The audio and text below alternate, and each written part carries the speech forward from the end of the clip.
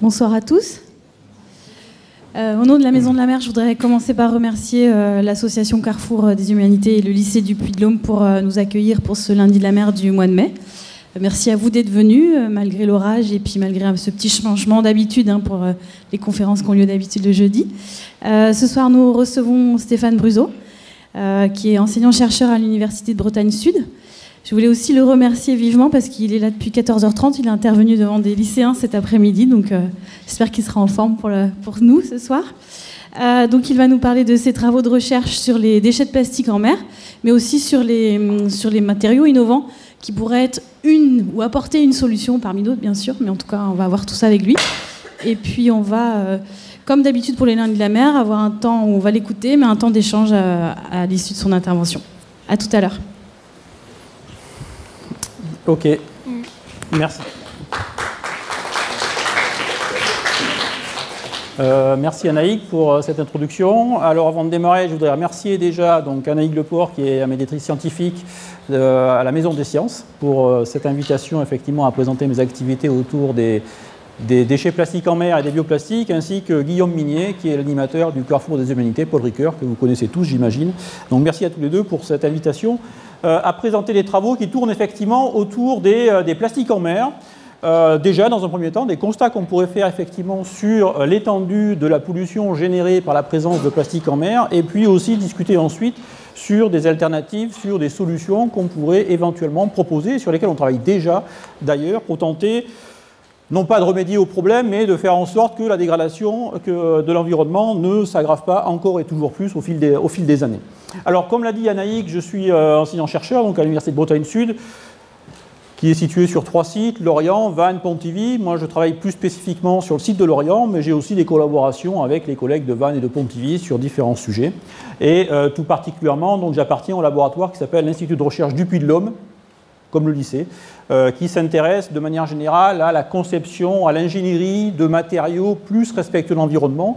Alors ça concerne tous les types de matériaux, et plus spécifiquement, dans mon groupe de recherche, on s'intéresse à développer des nouveaux bioplastiques, en fait, qui peuvent permettre de proposer une alternative, une solution de remplacement aux matières plastiques utilisées habituellement. Donc, je vais découper l'exposé en deux grandes parties. Une première grande partie qui traite de la problématique des déchets en mer à travers quelques résultats que j'ai pu obtenir avec notamment l'expédition Tara et l'expédition Med. Et dans une deuxième partie, je présenterai justement ces fameux nouveaux matériaux sur lesquels on travaille avec les résultats qui sont pour l'instant prometteurs et qui, on l'espère, se concrétiseront par un développement industriel prochainement. Alors, si l'on fait le constat effectivement sur cette fameuse pollution plastique des mers et des océans, alors je dis fameuse parce que si vous êtes un peu à l'écoute des informations, c'est vrai que tous les médias reprennent en boucle depuis quelques années maintenant ces problématiques-là. Alors ce qu'il faut savoir, c'est que déjà, la planète est couverte principalement par des océans. Donc à peu près 70%, les 3/4 de la planète est couverte par les océans, et que de manière générale, ici vous avez un planisphère qui montre effectivement que, dû à la rotation de la Terre et dû aux courants marins effectivement qui ont lieu dans les différentes mers et océans, eh bien, in fine, vous allez observer une accumulation de déchets, et de déchets plastiques en particulier, dans certaines zones, et notamment 5 zones sont particulièrement touchées par cette pollution-là. Donc l'océan Pacifique, le nord, la partie nord et la partie sud, l'Atlantique nord, l'Atlantique sud et l'océan Indien, où par justement ces phénomènes liés au courant marin, évidemment, la plupart, quasiment tous les déchets plastiques finissent par s'accumuler dans ces zones-là.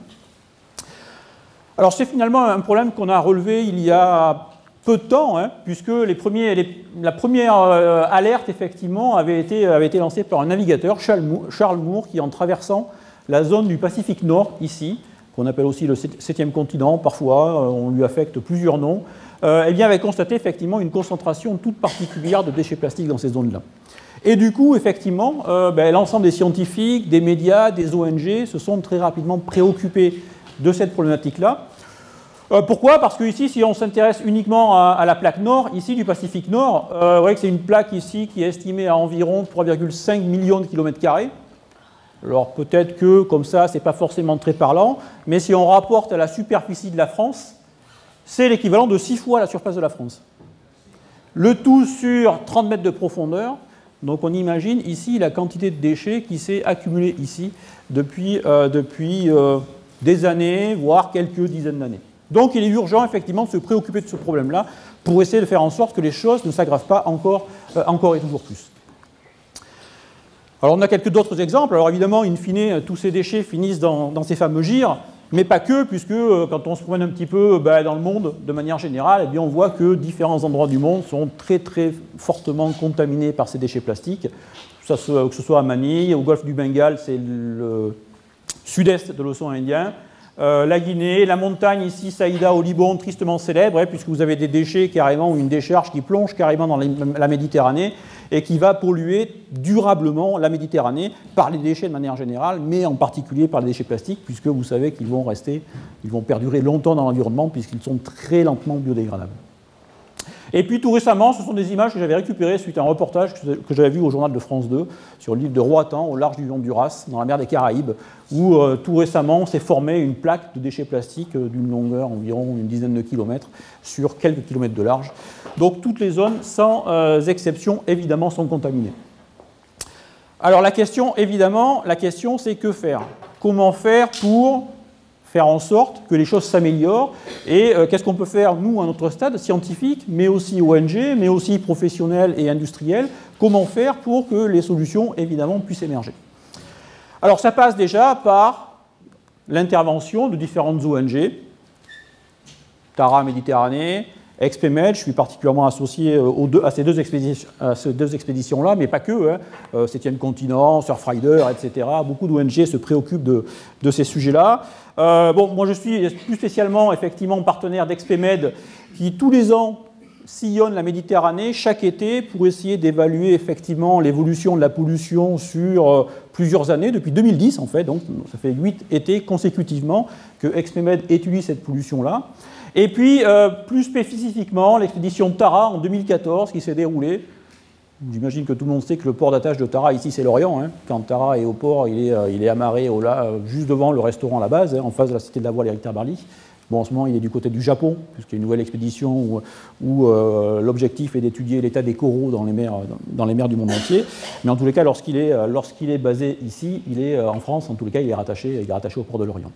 Et donc l'expédition Tara qui, en 2014, s'est préoccupée plus spécifiquement de la Méditerranée pour aller voir effectivement en détail et comprendre, identifier ces problématiques-là pour pouvoir aussi essayer de proposer des solutions qui soient au regard des problématiques évidemment qu'on a mis en évidence. Alors comment ça se passe lorsqu'on prélève des échantillons en mer? Alors on travaille avec un outil, un dispositif ici qu'on appelle un filet manta, parce que ça ressemble à la raie manta avec ses deux ailes. Donc un filet manta qui flotte, le filet ici qui permet de récupérer les particules en suspension dans l'eau, sur à peu près 30 cm de profondeur, et on fait des prélèvements très précisément, vitesse de prélèvement, point de prélèvement, temps de prélèvement, tout ça est bien normé pour que tous les scientifiques qui travaillent selon ces méthodes-là dans le monde entier puissent avoir évidemment des résultats qui soient in fine comparables. Et donc nous, on s'intéresse, en fait, dans ces thématiques-là, ces expéditions-là ne sont pas des bateaux poubelles, on n'est pas là pour nettoyer les mers et les océans, on y reviendra tout à l'heure, on est là pour apporter de la connaissance, et de comprendre ce qui se passe et comment on va pouvoir répondre à ces défis-là. Donc on s'intéresse uniquement à des pièces plastiques qui sont de l'ordre du microplastique, alors c'est des gros micros, des microplastiques dont les tailles varient entre 0,3 mm et 5 mm. 0,3 mm, la limite basse, pourquoi? Parce que c'est la maille, ce sont les mailles du filet, donc on ne peut pas prélever des échantillons de taille inférieure puisqu'ils passent au travers des mailles. Et puis on s'arrête effectivement à une taille supérieure de 5 mm.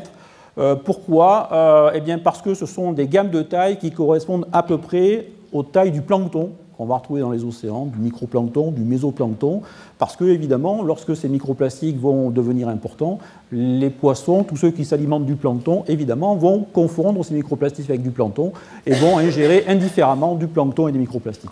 Donc ça a un intérêt tout particulier ici de travailler sur ces gammes de taille-là, parce que ce sont des microparticules qui présentent le risque, évidemment, d'être ingérées par tous les organismes qui se nourrissent de plancton. Et donc, une fois qu'on a fait les prélèvements, donc très précisément, sur le bateau, vous avez ici des volontaires, des scientifiques, qui vont ici s'occuper de récupérer les microplastiques. pour pouvoir les extraire de tout ce qui peut être aggloméré avec, la matière organique, le bois, tout ce qu'on peut trouver en mer. Mais nous, ce qui nous intéresse, c'est uniquement de récupérer les échantillons de type microplastique. Et puis, dans un deuxième temps, eh bien, on peut les analyser. Donc, on a ici un outil qui s'appelle un zooscan, qui va permettre de scanner en fait les particules. Et on va pouvoir dénombrer les particules par taille, par exemple. On va pouvoir aussi les identifier par couleur. On sait, par exemple, que les microplastiques de couleur rouge sont beaucoup plus facilement ingérés par les organismes marins que ceux qui sont verts ou marrons, par exemple, parce que la couleur verte ou marron se rapproche plus de la couleur du plancton, et les organismes sont beaucoup plus facilement attirés par la couleur rouge et ont tendance à gober plus facilement des microplastiques rouges que d'autres couleurs. Une caractéristique sur la forme, vous avez ici différentes formes, et puis sur les différents types, je vais y revenir juste après, donc, pour pouvoir essayer de comprendre, déjà, faire des cartographies pour ce qui concerne cette pollution-là. Et donc sur le type, donc notre mission plus spécifiquement au laboratoire, c'était de pouvoir identifier quel type de plastique pollue les mers et les océans. Vous connaissez des plastiques courants, polyéthylène, polypropylène, polystyrène, PVC, polyamide, polyester, etc. Vous avez tous entendu parler de ces plastiques-là, j'imagine. Et donc l'idée ici, c'est de pouvoir identifier chimiquement plus précisément les déchets plastiques qui contaminent, en l'occurrence ici la Méditerranée, pour pouvoir justement proposer derrière des matériaux qui vont pouvoir se substituer à ces plastiques-là précisément identifiés. Alors sur la campagne Taramed 2014, qui s'est déroulée pendant 6 mois, qui a conduit à 129 prélèvements, chaque point rouge ici dans la Méditerranée correspond à un prélèvement.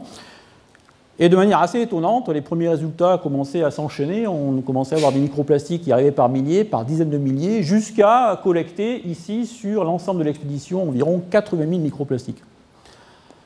Alors on avait l'habitude de travailler avec Expemed auparavant. Ici, on avait fait une publication d'ailleurs sur la campagne 2013 en identifiant 412 microplastiques seulement prélevés. Donc 412, lorsqu'on prend un stagiaire de bonne volonté, on arrive à plier le travail en 2 ou 3 mois.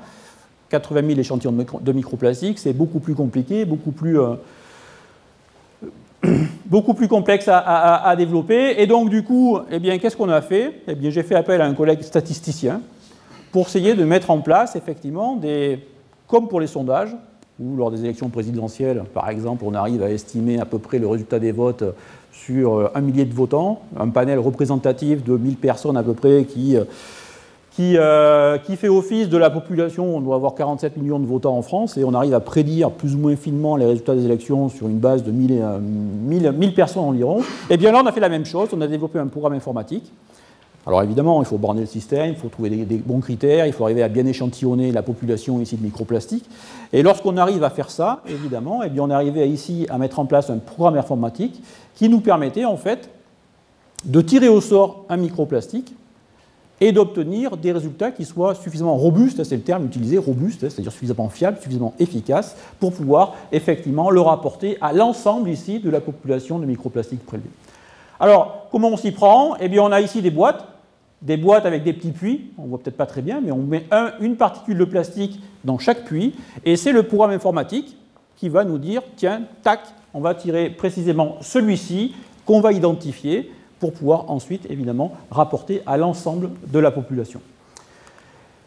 Voilà, donc ici l'idée résumée en images, avec ici grand N microplastiques collectés, et donc l'idée c'est de savoir combien je peux tirer au minimum de microplastiques pour que ce soit représentatif de l'ensemble de la population, donc petit n ici. En gros, c'est quel est le rapport petit n ici sur grand N pour que le résultat soit suffisamment considéré comme robuste. Alors, on a déjà vérifié effectivement la fiabilité de la méthode sur des gammes de taille. Donc, parce que ça, les gammes de taille, ici, on a un échantillon correspondant à 13 000 particules. Ça, on peut le faire assez facilement par tamisage successif. On tamise avec des tamis de plus en plus fins. On peut trier les microparticules par taille.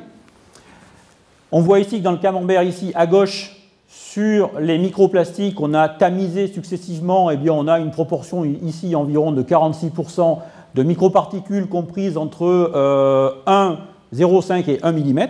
Bon, ok, ça c'est le résultat obtenu, c'est le résultat expérimental.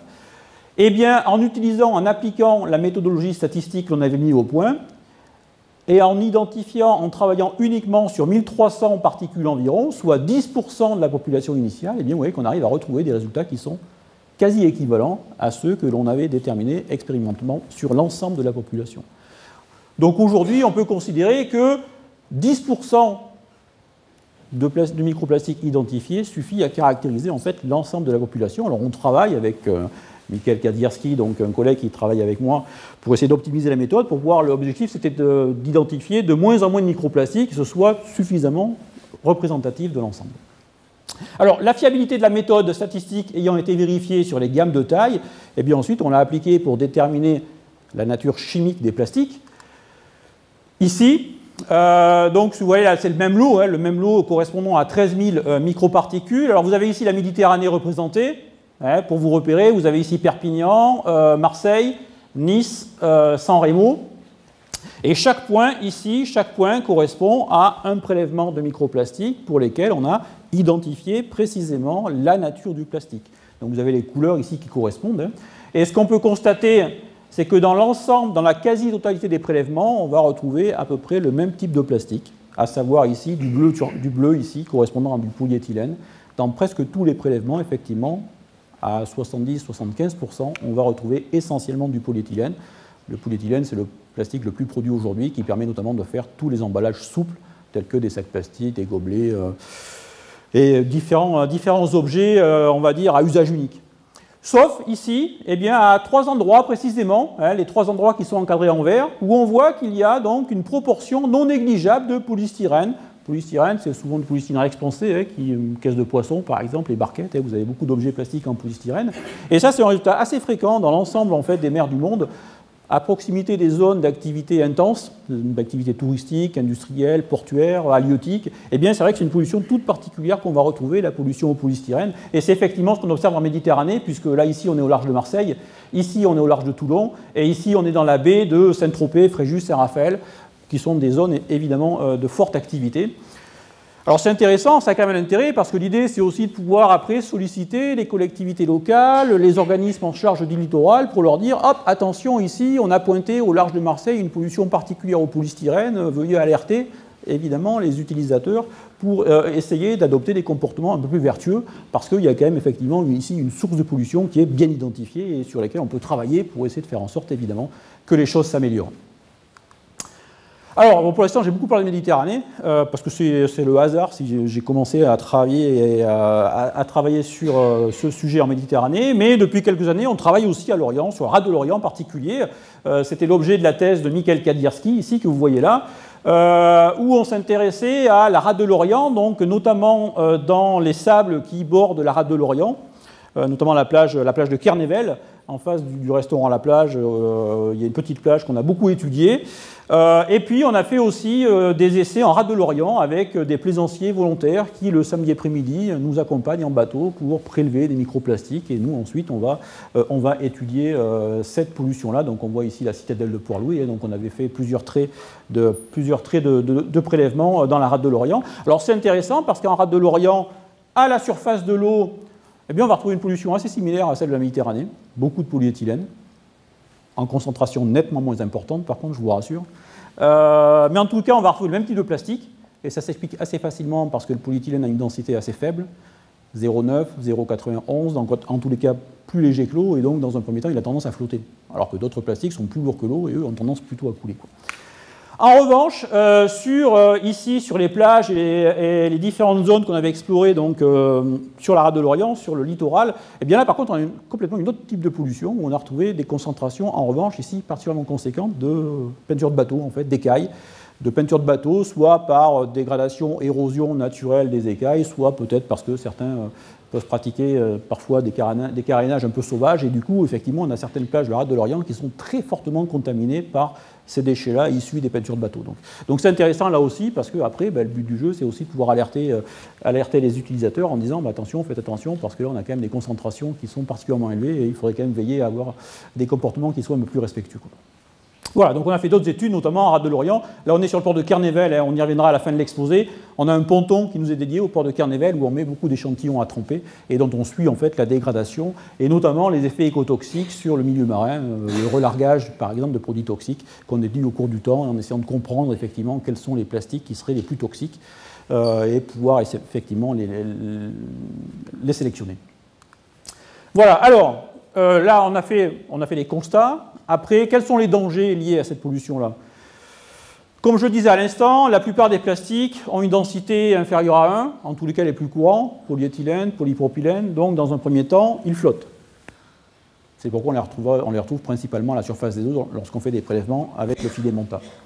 Mais progressivement, lorsqu'ils se retrouvent colonisés par du biofilm, des coquillages, des petites bébêtes à la surface du plastique, eh bien ils vont s'alourdir.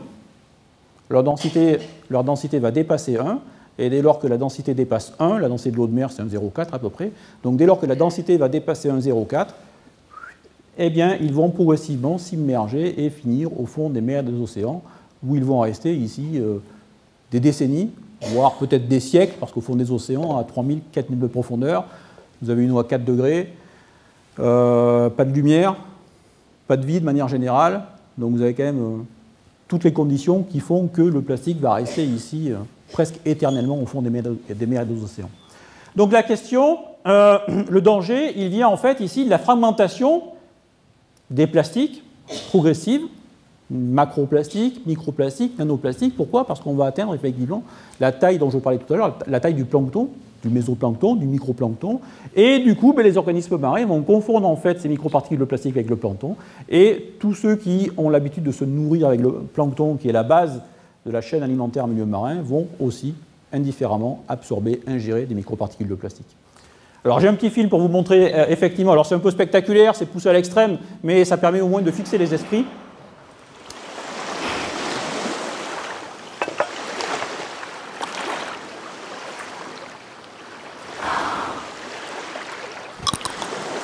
Every year, thousands of tons of plastic ends up in our oceans. Plastic doesn't biodegrade in the sea. Over time, it breaks up into tiny particles. Like sponges, these attract pollutants from the surrounding waters, accumulating a highly toxic chemical load before they contaminate the marine food chain. Not so tempting after all. Help turn the tide. Visit sosplastic.com. Bon, ça n'a pas l'air de déranger beaucoup, mais bon, néanmoins, effectivement, bon, on aurait pu imaginer un environnement qui soit un peu plus idyllique.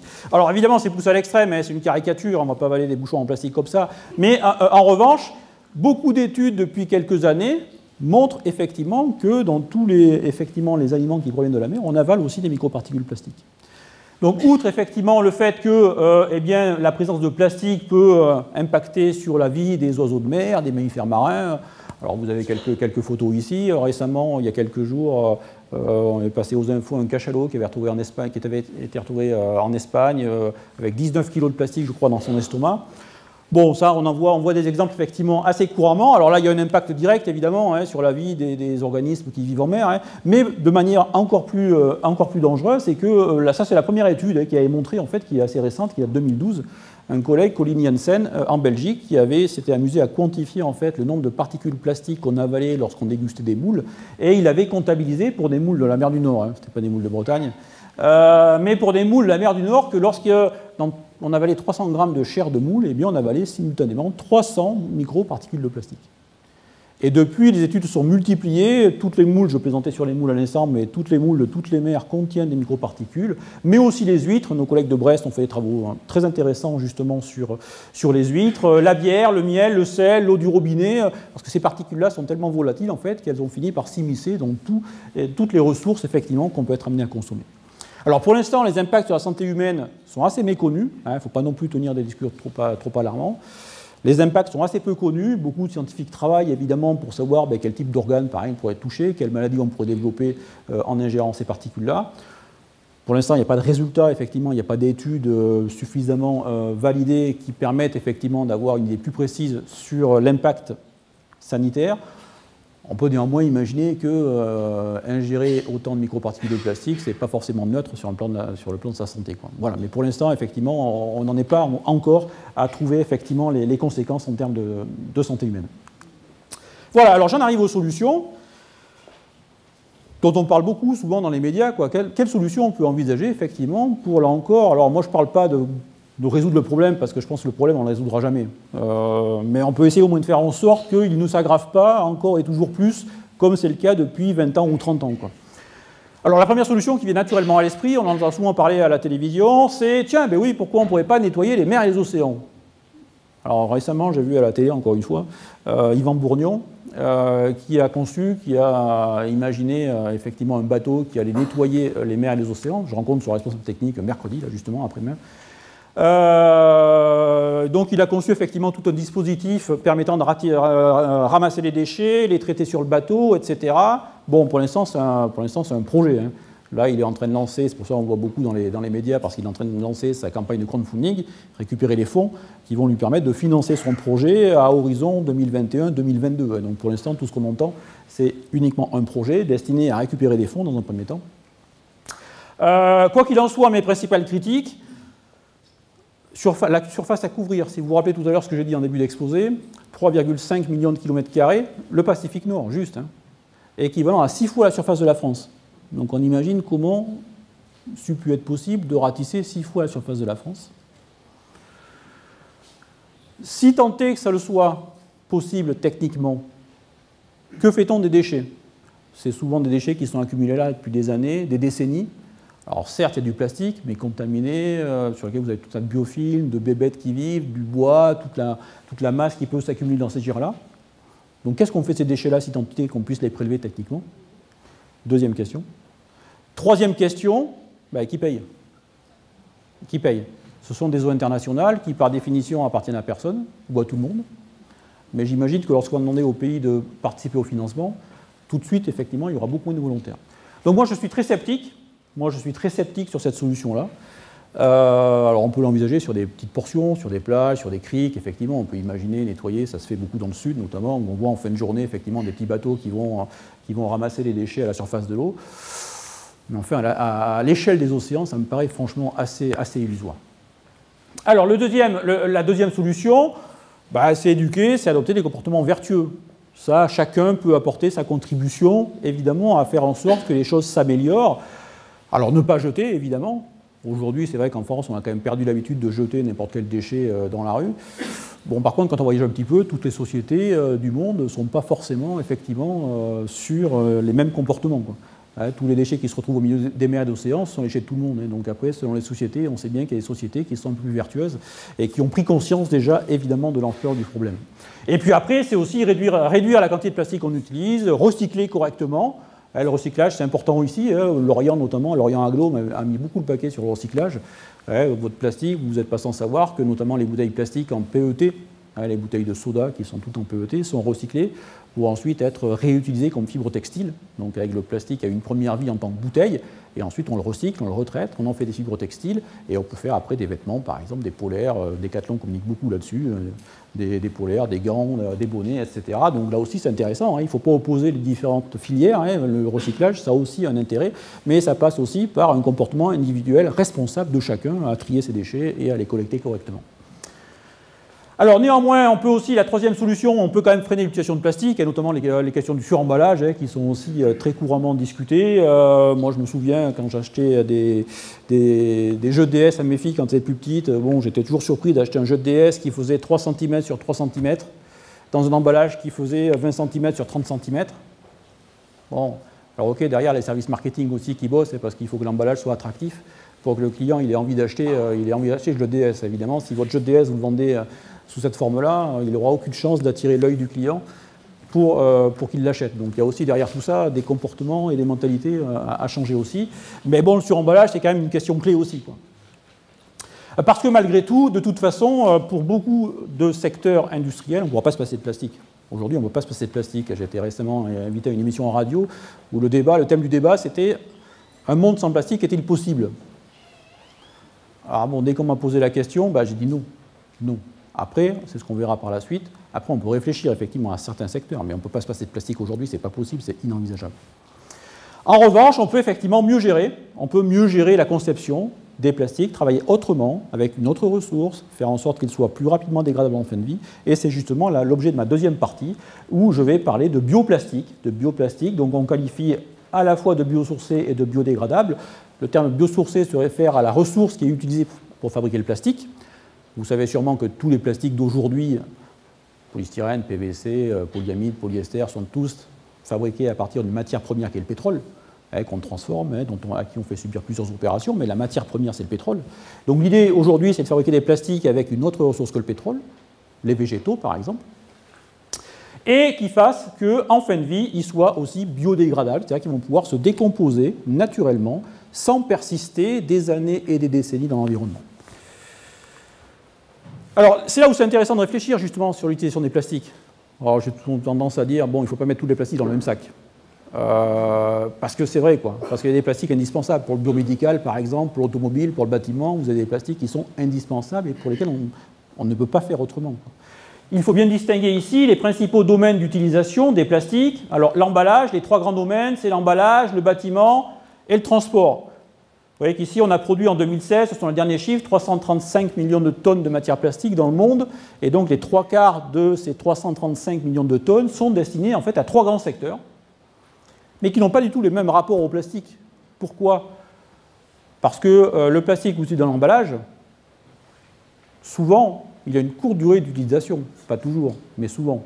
Quand vous allez acheter vos huîtres au marché le dimanche matin, par exemple, votre poche plastique, si vous habitez pas très loin du marché, vous allez l'utiliser pendant quelques minutes, et si jamais elle s'échappe, eh bien, elle va mettre des années et des décennies à se dégrader complètement. Donc on voit que quelque part, il y a quelque chose d'absurde à utiliser une matière plastique quelques minutes, alors que sa durée de vie, sa durée de décomposition va se chiffrer en décennies, voire en siècles peut-être. Donc l'idée, c'est de pouvoir utiliser, effectivement, de pouvoir travailler sur des objets dont la durée d'utilisation, la durée pendant laquelle vous allez l'utiliser, va être en rapport avec la durée que cet objet plastique va se mettre à se décomposer. Le problème est différent pour le bâtiment. Parce que quand vous posez des dalles en PVC, des portails en PVC, des tuyaux en polyéthylène dans les sous-sols de votre maison, bah, eux, ils sont destinés à être utilisés pendant 50 ans, 60 ans, 70 ans. Donc ici, on est sur des durées d'utilisation qui sont beaucoup plus longues. Donc ce caractère de la fin de vie est beaucoup moins prégnant que lorsqu'on s'intéresse à l'emballage. D'accord ? Donc l'idée, c'est de trouver des alternatives, évidemment, alors spécifiquement pour certaines utilisations liées à l'emballage, et puis pour tout ce qui touche aux objets qu'on va utiliser de manière très courte, ou qu'on va utiliser qu'une seule fois, en fait, des objets à usage unique, comme on dit. Voilà, alors moi j'aime bien faire réfléchir là-dessus, justement, puis c'est un peu le sens des recherches qui m'animent là depuis pas mal d'années, essayer de réfléchir et de mettre à profit ce concept d'obsolescence programmée, qu'on connaît beaucoup, très décrié par ailleurs. Pour l'électroménager, le Wi-Fi, la téléphonie, on sait très bien que les industriels sont capables de fabriquer des téléphones, des machines à laver qui vont tomber en panne dans une période donnée, parce qu'il y a un petit composant qui tombe en panne et qu'on ne peut pas remplacer, parce qu'il y a une batterie qui se décharge trop rapidement. Donc certains savent très bien faire de l'obsolescence programmée pour certains objets. Mais là, l'idée, ce serait justement de mettre à profit ce concept d'obsolescence programmée pour arriver à concevoir des plastiques dont on va pouvoir prédire la durée de décomposition. Au lieu d'attendre 100 ans ou 200 ans que ces plastiques se décomposent, l'idée, c'est de pouvoir fabriquer des plastiques qui vont se décomposer dans une période de temps qu'on aura prédéfinie à l'avance. Donc c'est valoriser ce concept-là, qui est tellement décrié pour d'autres applications. Voilà, donc c'est la deuxième partie de l'exposé. Ici, alors quand on s'intéresse au bioplastique à partir de ressources végétales, quelles ressources a-t-on à disposition pour fabriquer des bioplastiques? Alors de manière générale, on a tout ce qui touche à la biomasse, à la matière organique, qui peuvent être soit des sucres, de manière générale, soit des sucres ou de l'amidon qu'on va extraire de la pomme de terre, de la canne à sucre, de la betterave à sucre, du maïs, du blé, du riz, etc. Donc on a beaucoup de substances qu'on va pouvoir extraire de ces végétaux-là pour pouvoir ensuite les transformer. Ou bien ça peut être toute la famille aussi des huiles végétales, huile de tournesol, huile de lin, huile de soja, huile d'olive, huile de palme aussi, bon, avec lesquelles on va pouvoir récupérer l'huile, on va pouvoir extraire l'huile, et par différentes transformations chimiques, obtenir ici eh bien, des matières plastiques. Alors c'est un peu flou, je ne sais pas si tout le monde voit, mais ici, sachez que tous les grands plastiques aujourd'hui, polyéthylène, polyester, polyacrylique, résine époxy, polyuréthane, polyamide, tous les grands plastiques aujourd'hui peuvent être reproduits et fabriqués à partir de matières végétales. Alors pour l'instant, on n'en est pas au stade commercial pour la plupart, mais néanmoins au stade du laboratoire, au stade de la R&D, on sait tous faire des matières plastiques à partir de ressources végétales. Techniquement, c'est possible. Après, on verra que d'autres problèmes rentrent en jeu, on verra dans la conclusion. Alors, aussi bien par des processus chimiques que par des processus issus de la biotechnologie, et c'est justement, je dirais un mot justement sur ces processus de biotechnologie qui permettent d'obtenir des matières plastiques, et des bioplastiques en particulier. Voilà, et concernant la biodégradation, hein, donc il y a un aspect matière première, évidemment, hein, matière première, le végétal à la place du pétrole, d'accord, ça c'est la matière première, et puis il y a aussi l'aspect fin de vie, dégradation, ouais, puisqu'on sait que tous les grands plastiques ne sont pas dégradables, très très lentement en tous les cas. Et l'idée c'est de travailler aussi sur la fin de vie et faire en sorte que ces matériaux soient aussi biodégradables. C'est quoi la biodégradation? Eh bien c'est le fait qu'un plastique, ici vous avez un morceau de plastique, hein, voilà, qui va se fragmenter progressivement. Vous allez avoir des chaînes, alors ça c'est des chaînes polymères, ceux qui ont fait des cursus scientifiques connaissent assez bien ça, hein, des chaînes polymères qui progressivement vont se raccourcir, vont diminuer en taille pour produire in fine un mélange d'eau et de dioxyde de carbone qui va pouvoir être réutilisé via le phénomène de la photosynthèse pour contribuer à la croissance d'une nouvelle masse végétale. Donc on voit aussi le principe, ceux qui ont fait la photosynthèse, je crois que c'est au programme du terminal, eh bien le principe de la photosynthèse c'est justement l'utilisation de l'eau et du dioxyde de carbone à partir d'une énergie lumineuse qui va permettre donc la production d'une nouvelle matière organique, d'une nouvelle masse végétale. Hein, c'est comme ça qu'on explique la croissance des plantes au printemps. Hein, dès lors qu'il commence à faire soleil, évidemment, eh bien, il y a ce processus biologique qui se met en œuvre et qui permet donc de contribuer à la croissance d'une nouvelle masse végétale tout en libérant du dioxygène indispensable, évidemment, à notre vie sur Terre. Et donc l'idée ici, c'est que le carbone ici qui aura été utilisé pour fabriquer ce plastique-là, à travers le végétal, un sucre par exemple, là j'ai parlé de sucre, et le sucre qui aura servi à fabriquer ce plastique-là, eh bien le carbone du sucre sera restitué ici en fin de cycle. Donc on a un cycle du carbone qui est constant. Tout le carbone qui est utilisé pour la production du bioplastique est restitué à l'issue de la biodégradation, ici par la formation du dioxyde de carbone. Donc on a un cycle qui est bouclé, on ne consomme pas de carbone. On a un bilan de carbone plus ou moins neutre en tous les cas dans ces cas-là. Alors bien entendu, ça dépend des conditions, on y reviendra tout à l'heure. Hein. Les plastiques ne sont pas biodégradables par l'opération du Saint-Esprit, si je puis dire. Il faut quand même qu'il y ait des conditions qui soient favorables à la biodégradation. Alors, il y a quand même un certain nombre de coups de pouce là, qui vont aller en direction des bioplastiques, puisque depuis quelques années, plusieurs lois, notamment la loi relative à la transition énergétique, qui ne traitait pas que d'énergie, contrairement à ce que son nom l'indique, interdisait déjà les sacs plastiques, vous vous rappelez, 1er juillet 2016, interdiction des sacs plastiques s'ils n'étaient pas biosourcés et biodégradables. Prochainement, en 2020, ce sera le tour de tout ce qui touche à la vaisselle jetable, les fameux pique-niques du dimanche, à partir de 2020, terminé si la vaisselle n'est pas en plastique biosourcé et biodégradable, gobelets, barquettes, couverts, etc. Donc ça, c'est une loi française. Alors, une autre loi a été déclinée l'année dernière, cette fois-ci sur la biodiversité, qui concernait là aussi des plastiques, notamment toutes les microparticules que les dames utilisent pour exfolier leur peau morte. La plupart des microparticules sont en général des particules en polyéthylène ou en polystyrène. Évidemment, lorsque vous rincez le visage ou votre corps, eh bien, toutes les particules s'éliminent dans les évacuations et ne sont pas filtrées à travers les stations d'épuration et se retrouvent en mer. Et donc à partir de... Alors c'était 2018, il y a toujours un seuil de tolérance hein, quand on met en place, quand on applique évidemment des lois. Donc à partir de 2018, ces microparticules-là sont interdites si elles ne sont pas biosourcées et biodégradables. Donc là aussi, les industriels travaillent. J'ai des contrats avec des industriels de la cosmétique justement où on travaille pour inventer les microparticules de demain, quoi, si je puis dire.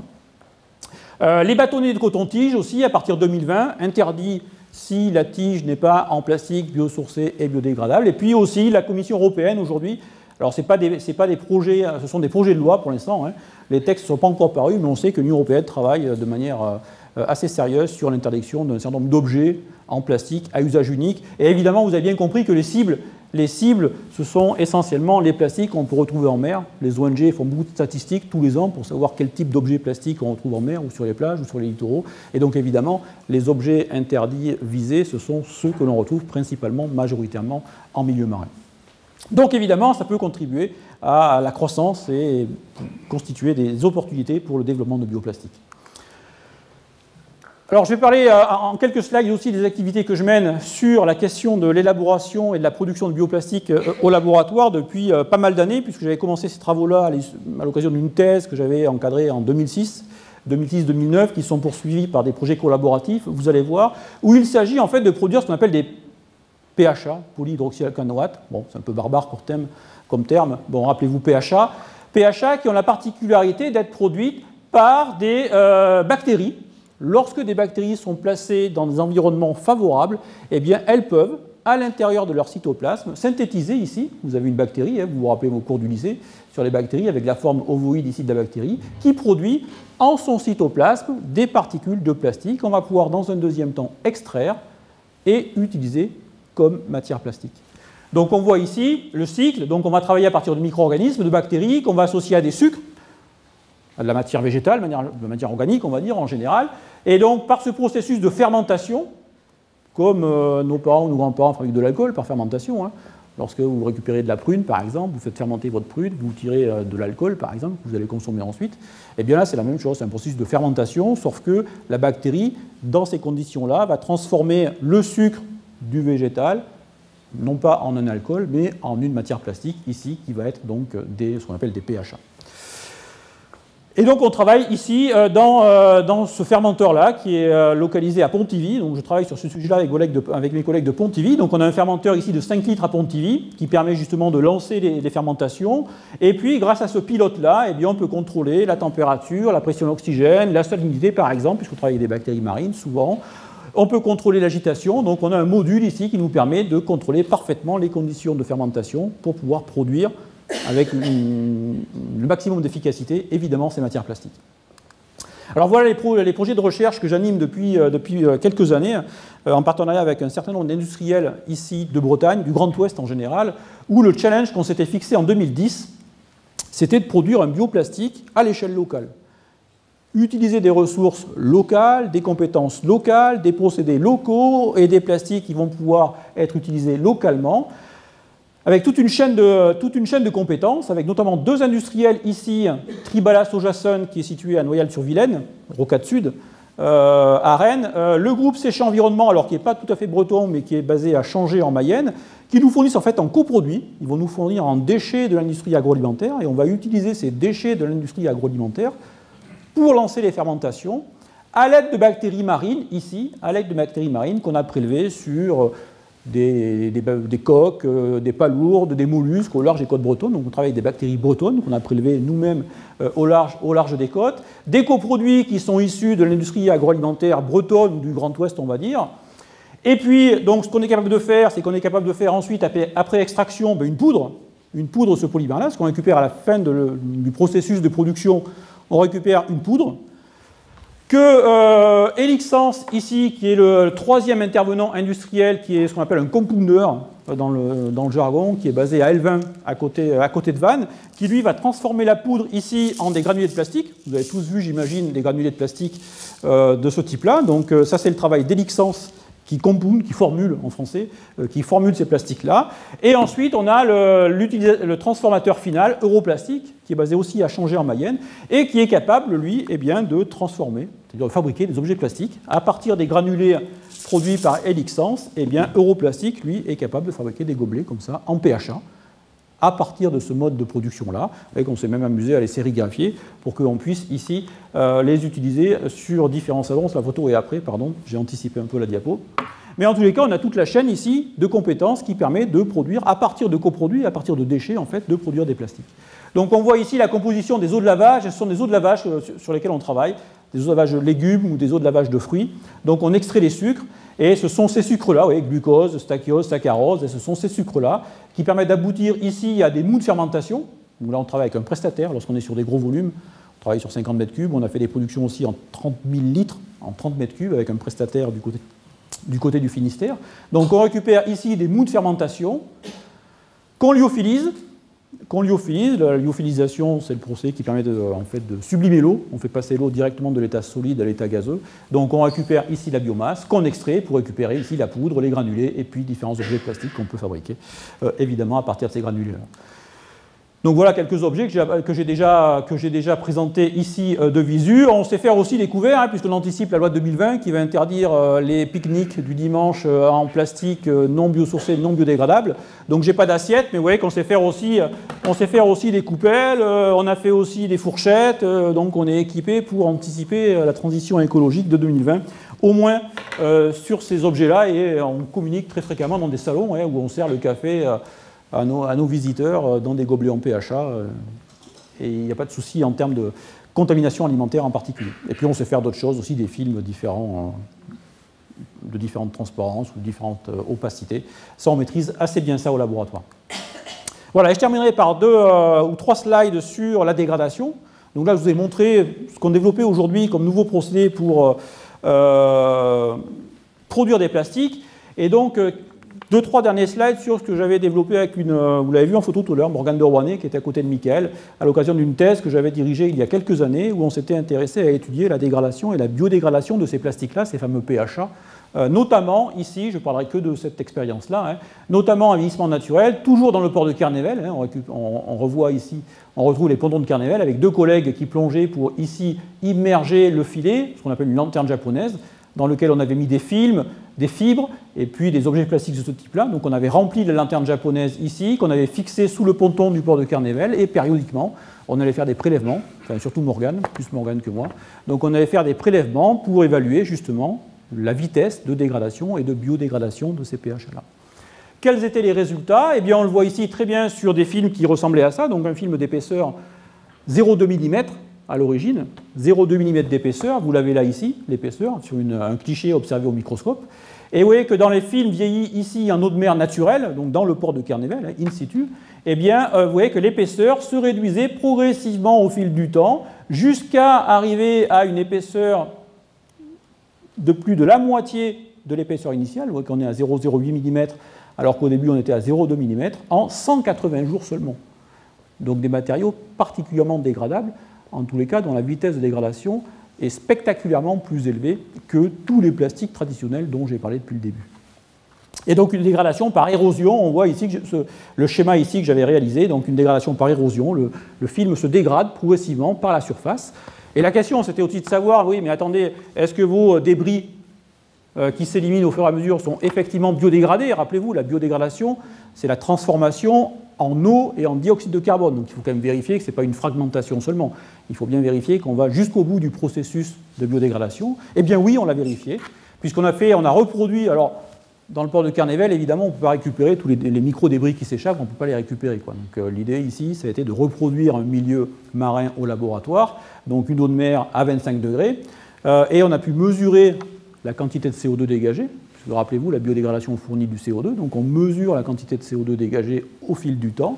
Et on peut voir ici que lorsqu'on relie la vitesse, le pourcentage de biodégradation avec ici le temps, eh bien on s'aperçoit que ces PHA-là sont particulièrement biodégradables. C'est un résultat qui est très spectaculaire par rapport à n'importe quel autre plastique. Vous voyez qu'ici, on est sur des périodes de temps de 220 jours. On est sur un PHA, ici un plastique, celui-là, qui va se biodégrader presque totalement en 220 jours. C'est-à-dire même pas l'équivalent d'une année. C'est un résultat qui est extrêmement spectaculaire et qui est fortement encourageant, effectivement, pour développer des études ultérieures. Voilà, donc je vais m'arrêter là. L'objectif, évidemment, des études, vous l'avez compris, parce que je n'ai pas eu le temps d'en parler, mais aujourd'hui, ce qui fait, vous allez me dire, mais pourquoi ils ne sont pas plus développés que ça, vos PHA? Parce qu'aujourd'hui, on est encore au stade de la R&D. Ce sont des matériaux pour lesquels on ne maîtrise pas encore totalement le mode de production. Ce sont des matériaux qui sont très coûteux, évidemment. Donc l'objectif aujourd'hui, c'est surtout d'arriver à concilier ce que je mettais ici, c'est tout l'enjeu du développement durable de manière générale, c'est arriver à développer des matériaux qui soient aussi performants que ceux sur lesquels on travaille depuis des années. Donc déjà, il y a les performances à optimiser.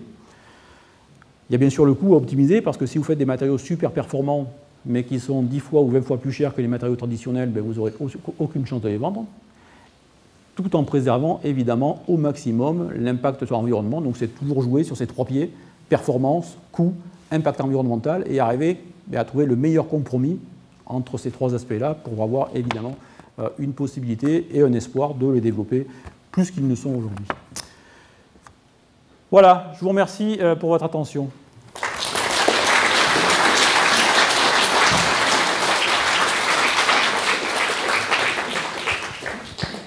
J'ai réussi à respecter plus ou moins le timing qui m'était fixé.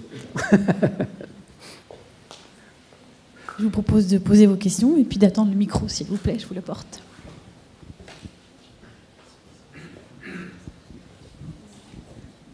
Merci. Quelle quantité de matières premières faut-il pour produire autant de plastique que ce qu'on produit aujourd'hui? Vous parlez de quel plastique? Pardon, des bioplastiques. Des bioplastiques, ça dépend de beaucoup de choses. Ça dépend du fermenteur, ça dépend... Mais là, ici, c'est pas, dans ce cas-là, la quantité n'est pas un problème parce qu'en fait, on travaille sur des déchets, sur des coproduits. Et c'est très intéressant. Pourquoi? Parce que pour une entreprise telle que Séché ou Tribala dont j'ai parlé, lorsqu'ils ont des déchets, eux, ils doivent les traiter, les déchets, impérativement, selon la loi. Donc pour eux, traiter un déchet, c'est un goût. Et donc évidemment, pour eux, ils sont très intéressés à trouver une valeur ajoutée, une manière de revaloriser leurs déchets, parce que plutôt que de payer pour l'éliminer, eh bien au contraire, ils vont gracieusement faire partager à l'ensemble du consortium ces déchets-là pour pouvoir redonner une valeur, fabriquer un objet avec un déchet. Donc la quantité, quelque part, importe peu, puisque là, ici, pour l'entreprise qui génère le déchet, tout est bénéfice, quoi. Il ne faudrait pas qu'on se retrouve avec le même problème qu'avec les biocarburants qui ont pris de la surface cultivée pour l'alimentaire. Ah oui, alors, mais non, mais là justement, oui, non, mais c'est une bonne remarque, ça, effectivement, qu'on me fait régulièrement, mais c'est le même sujet, biocarburants, bioplastiques. Hein. Effectivement, il y a 10 ans ou il y a 15 ans, quand ces thématiques-là ont commencé à émerger, on travaillait beaucoup avec des ressources alimentaires, des sucres, des huiles. Mais aujourd'hui, ça fait déjà plusieurs années que tout le monde scientifique et industriel ont bien pris conscience qu'il ne fallait plus travailler effectivement avec des ressources alimentaires, des ressources comestibles. Et l'idée, et c'est ce qu'on fait nous d'ailleurs, hein, l'idée c'est de travailler avec des coproduits, avec des déchets, avec des végétaux non comestibles, évidemment, pour justement faire du process industriel derrière. Donc aujourd'hui, il n'y a quasiment plus personne qui développe effectivement des bioplastiques à partir de ressources alimentaires, quoi, comestibles, de manière à ne pas rentrer en concurrence évidemment sur l'alimentaire, surtout dans des pays tels que l'Afrique ou au Brésil, où effectivement tout le monde ne mange pas forcément à sa faim. Donc aujourd'hui, je pense qu'il y a une prise de conscience collective qui fait que des projets de ce type-là n'existent plus, quoi.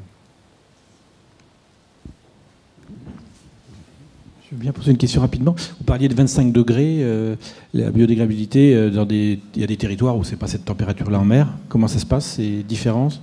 Alors, effectivement, nous, c'est ces modèles qu'on a fait au laboratoire. Hein. Donc, dans des conditions bien cadrées, il vaut mieux se mettre à 25 degrés qu'à 15 degrés, évidemment, ça va plus vite à 25 degrés. Alors, de manière générale, là aussi, bon, c'était dans un coin du slide, mais j'en ai pas parlé. Effectivement, la biodégradation, elle est directement influencée par les conditions de biodégradation. La température, l'eau et la présence aussi de micro-organismes.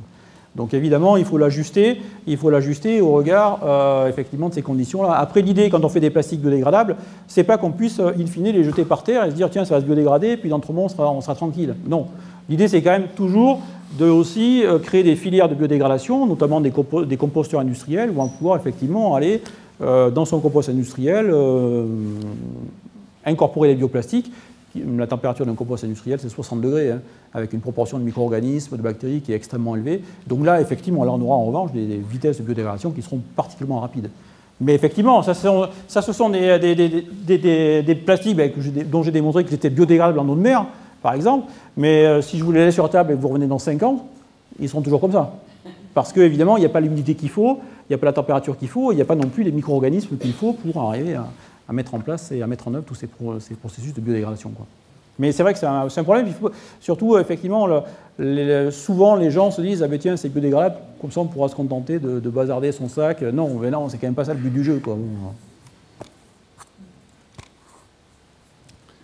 Bonsoir Stéphane, et merci beaucoup. Hein, je connais bien mieux maintenant tous les enjeux effectivement de tes recherches. Moi j'ai une question parce que on travaille avec le milieu agricole aussi sur d'autres recherches, et en particulier les méthaniseurs. Tu travailles à Pontivy là-dessus. Est-ce qu'on ne pourrait pas arriver d'associer ou de segmenter le processus de transformation des déchets organiques en CH4 par des process intermédiaires qui permettraient de produire les plastiques ou les éléments de base, puisqu'on a déjà beaucoup d'installations de méthanisation? Alors ça c'est des voies qu'on n'a pas entreprises. J'avais fait des essais de méthanisation à une époque où effectivement les PHA étaient particulièrement méthanisables. Mais se servir de la méthanisation pour produire des PHA, c'est ça comme matière première à la fabrication de PHA, ce n'est pas des choses effectivement qu'on a envisagées. Bon, la partie fermentation est quand même un verrou assez sensible. Donc bon, les bactéries ne fabriquent pas du plastique comme ça, effectivement, si tant est qu'on remet un petit peu de sucre, les bactéries ne sont pas capables de fabriquer du plastique. Donc il y a même des conditions qui sont assez précises à respecter, assez sensibles. Nous, l'avantage, c'est qu'on travaille avec des bactéries marines, donc qui sont beaucoup plus faciles à manipuler, parce qu'elles sont beaucoup moins contaminées par toutes les impuretés environnantes. Donc c'est déjà plus intéressant de travailler sur des bactéries marines. Et puis quand tu travailles sur des bactéries non marines, terrestres, bon, là, il y a quand même des problèmes de contamination qui peuvent se poser. Donc il y a besoin quand même de sécuriser les conditions de production de manière assez précise, quoi, quand même, hein, pour espérer avoir du PHA. Il y a Tatiana, une de mes doctorantes, qui est là, et elle sait que les fermentations, elles ne réussissent pas à chaque fois.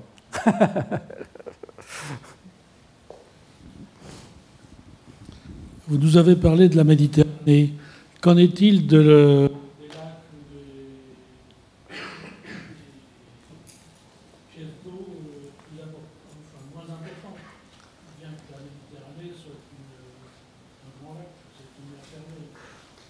Vous parlez des lacs? Ah, des lacs, des eaux douces.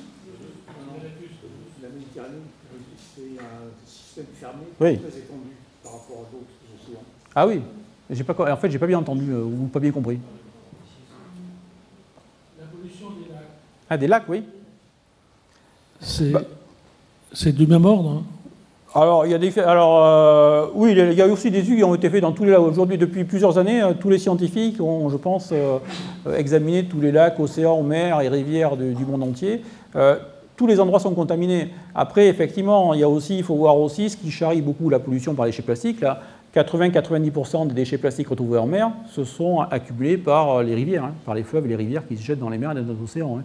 Donc ça dépend aussi des affluents qui alimentent les mers et les océans et qui vont transporter d'autant plus de déchets plastiques, évidemment à proximité, en particulier des sites d'activités industrielles, touristiques intenses, quoi. Donc les lacs, les lacs n'ont pas une configuration non plus qui soit... Je dirais que, hélas, la Méditerranée, c'est un peu une mer modèle là-dessus, quoi, parce que c'est une mer qui borde une multitude de sociétés, occidentales, africaines, asiatiques, avec une grosse activité touristique, une grosse activité industrielle, c'est une mer fermée. Donc quelque part, la Méditerranée, hélas, c'est une mer modèle pour étudier la pollution par les déchets plastiques, parce qu'il n'y a pas une mer au monde qui est plus contaminée que celle-ci, quoi. Les lacs, c'est différent, parce que les lacs, bon, et souvent, ils sont assez peu alimentés par les rivières, par les ruisseaux, donc ils sont beaucoup moins sujets, on va dire, à la contamination, quoi. Non, mais ils participent à la production d'eau potable. Oui, aussi. Mais je dirais, en termes de niveau de pollution, de niveau de contamination, ils sont de manière générale moins impactés que d'autres types d'endroits.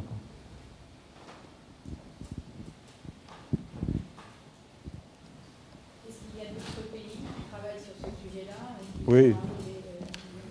Alors, aujourd'hui, sur la question des microplastiques ou des bioplastiques? Sur les bioplastiques, ouais, l'idée de tous ceux qui développent des projets sur les bioplastiques, c'est de valoriser des ressources locales. Comme ça se fait pratique beaucoup aussi dans le domaine alimentaire, hein, c'est raccourcir les circuits. Raccourcir les circuits, relocaliser des modes de production. On en parle beaucoup pour l'alimentaire, mais c'est vrai aussi pour d'autres activités industrielles, telles que la fabrication de bioplastiques, par exemple. Nous, ce qu'on essaie de faire, le projet Blue Eco PHA est terminé, et effectivement, on réfléchit aujourd'hui, les industriels surtout, réfléchissent à un investissement effectivement de création d'usines en fait, pour pouvoir produire localement un bioplastique en utilisant des ressources locales, des compétences locales, qui va aussi non seulement minimiser l'impact sur l'environnement, mais surtout être générateur d'emplois, créateur d'économies, créateur d'entreprises, création d'emplois. Donc on a tout intérêt, aussi bien pour la partie économique que pour la partie effectivement préservation de l'environnement, on a tout intérêt à développer des filières courtes et des productions locales. Donc effectivement, tous les pays s'y mettent, tous les pays ont des ressources à valoriser, quoi. Notamment les Asiatiques, beaucoup les Espagnols, les Italiens, les Portugais, qui travaillent beaucoup sur le domaine de l'agriculture, quoi, tout ce qui est les fruits et les légumes. Mais effectivement, tous ces pays-là développent aussi des projets, mais qui sont très identifiés localement, quoi, pour les raisons que je disais à l'instant, quoi. Vous avez des échanges communiquer entre les différents centres de recherche, quoi. Oui. De toute façon, régulièrement, on participe à des conférences, à des congrès où chacun effectivement présente ses résultats. Alors c'est souvent des projets qui sont aussi en partie confidentiels, hein, donc dès lors qu'il y a un industriel derrière, il y a toujours une certaine part de confidentialité, mais c'est normal, c'est le jeu aussi, hein. Mais en tous les cas, on a quand même les concepts, on a quand même les grandes lignes, et puis on sait effectivement...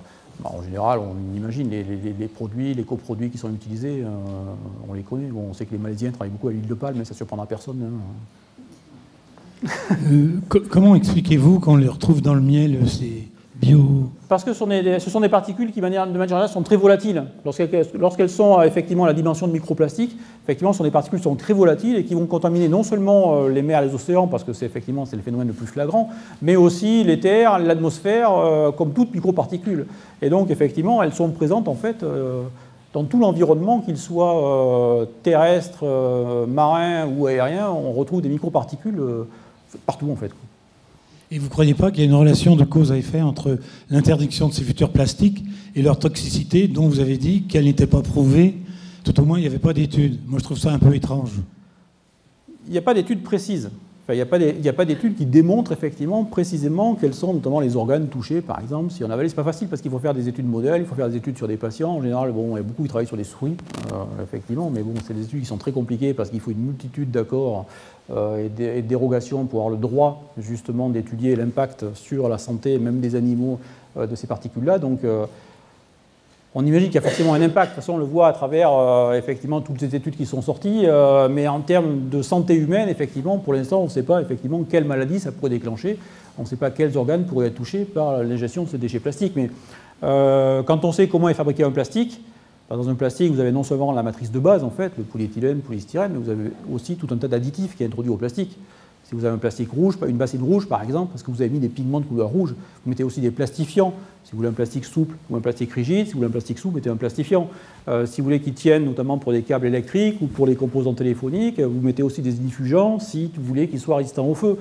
Vous mettez aussi des charges pour abaisser son coût. Donc vous mettez une espèce de cocktail d'additifs dans la formulation des plastiques dont on ne connaît pas les conséquences ensuite en termes de toxicité, quoi. Donc il y a la matrice plastique qu'on connaît parce qu'on l'appelle par son nom, quoi, polystyrène, polyester, PVC, mais il y a aussi tout ce qu'on met dans le plastique qui n'est pas forcément très catholique aussi, quoi. Et donc ça, c'est des choses sur lesquelles on travaille, mais sur des systèmes modèles, quoi, sur le relargage de produits toxiques, des adjuvants, des stabilisants qu'on pourrait mettre dans les formulations-là et voir quels effets, effectivement, ça pourrait avoir. Alors, vous qui êtes au cœur du problème, là, est-ce que vous continuez à manger des huîtres bretonnes? Ouais.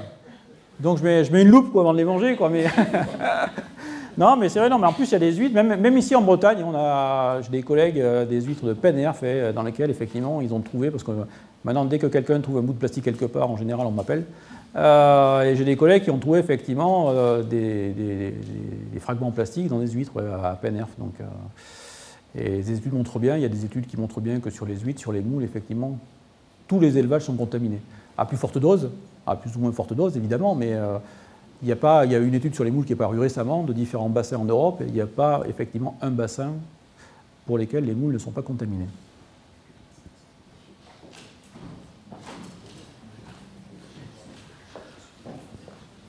Est-ce que vous avez étudié le bilan carbone de production d'un gobelet comme ça? Non. Non, mais on estime que le bilan carbone, on estime qu'il est assez minimisé, quoi. Il est assez minimisé parce qu'on est sur un produit biosourcé biodégradable, donc déjà on a un cycle du carbone qui est presque neutre, et puis on est sur des filières locales. Ce qui impacte beaucoup sur le cycle de carbone, c'est beaucoup les phases de transport et de transfert. Souvent, je fais souvent la remarque pour des bioplastiques, par exemple, ça me paraît aussi, par exemple, un peu débile, de produire de la canne à sucre au Brésil, aller fabriquer son bioplastique en Chine, et utiliser le bioplastique ici à Lorient, par exemple. Si on prend en compte effectivement les trajets qu'on a fait subir tout au long du cycle, là, effectivement, en termes de bilan carbone, c'est catastrophique. Il vaut presque mieux utiliser un polypropylène recyclé que d'utiliser un bioplastique qui était fabriqué comme ça. Nous, dans le cas effectivement de ce qu'on a développé, on est sur des cycles courts, ce que je disais à l'instant, on est vraiment sur des cycles courts, on est vraiment sur des procédés qui sont localisés, et donc on minimise au maximum le bilan carbone, quoi, et tout ce qui est impact environnemental de manière générale, quoi. Donc on travaille pour essayer justement aussi de le minimiser encore et toujours plus, parce qu'il y a des opérations dont je n'ai pas parlé, hein, mais qui sont un peu impactantes, et notamment l'extraction des microparticules, des particules de plastique de la bactérie. Il faut les extraire avec des solvants chimiques, des solvants chlorés, qui ne sont pas forcément très vertueux, mais bon, on travaille, quoi. C'est un projet qui se développe. Aujourd'hui, on sait faire des bioplastiques par ce procédé-là. Après, l'idée, c'est de toujours améliorer le procédé en termes de performance, de résultats, et puis en termes aussi d'impact environnemental, quoi. Il y a toujours des choses, effectivement, à travailler et à améliorer, quoi.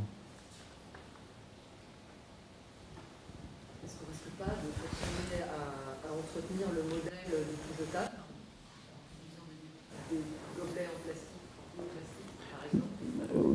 Ouais, ça revient à une discussion que j'en avais tout à l'heure. Bon, l'idée, effectivement, pour ça qu'il faut faire preuve un peu de pédagogie, il faut communiquer, parce que l'idée, c'est pas revenir effectivement au sac, au gobelet qu'on va bazarder, parce qu'on se dit, oh, bah, tiens, t'inquiète pas, dans 15 jours, il sera biodégradé. Non, ça ne dispense pas de collecter ces déchets, de les trier, et puis hop, de les envoyer dans des filières effectivement de valorisation, dans des composteurs industriels, par exemple, effectivement, dans lesquels on va pouvoir effectivement dégrader complètement le bioplastique. Mais l'idée, non, c'est justement de proposer des solutions sur tout ce qu'on appelle les objets uniques. J'ai vu de l'Union européenne, vous avez vu, qui travaillait sur les tiges, les touilleurs par exemple, les pailles en plastique, les ballons gonflables aussi, qu'on voit s'envoler dans les fêtes des écoles. Tout le monde trouve ça super quand il est tout bleu avec des ballons de toutes les couleurs.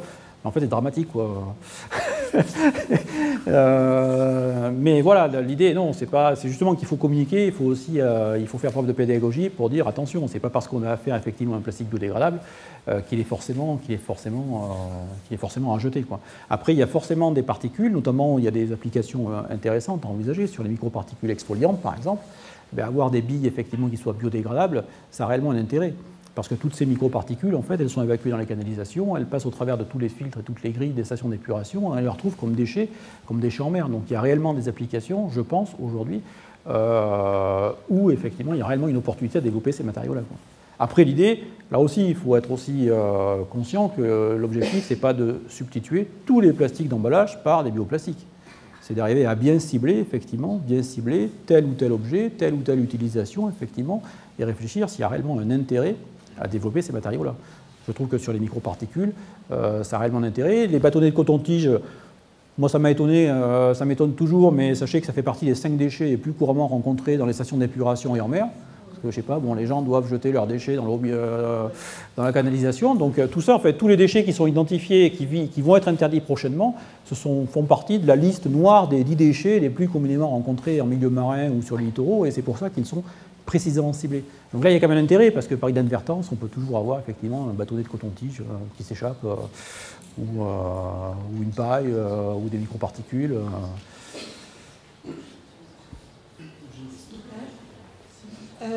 Moi, je suis très heureuse que les pailles et les cotons-tiges soient appelés à disparaître, mais en même temps, il y a des choses qui apparaissent qui sont complètement inutiles. J'étais à un mariage il y a quelques jours, et la nouvelle mode, c'est des sortes de gros confettis en plastique avec des sortes de pistolets qu'on envoie sur les mariés par dizaines de milliers. C'est des gommettes en plastique, à peu près d'1 centimètre, multicolores, brillantes, et qui naturellement se retrouvent sur la voie publique, puis dans les égouts, puis dans la mer.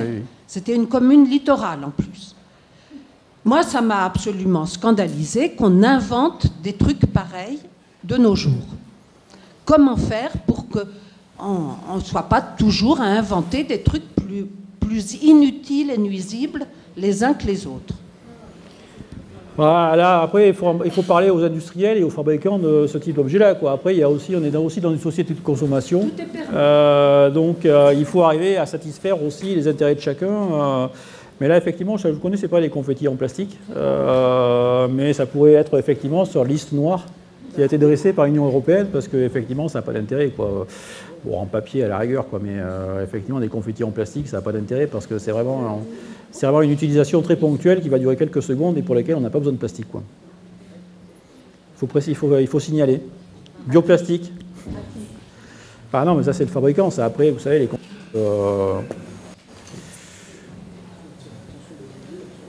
Oui, moi j'avais une question aussi. Vous nous avez bien présenté le process de fabrication du PHA.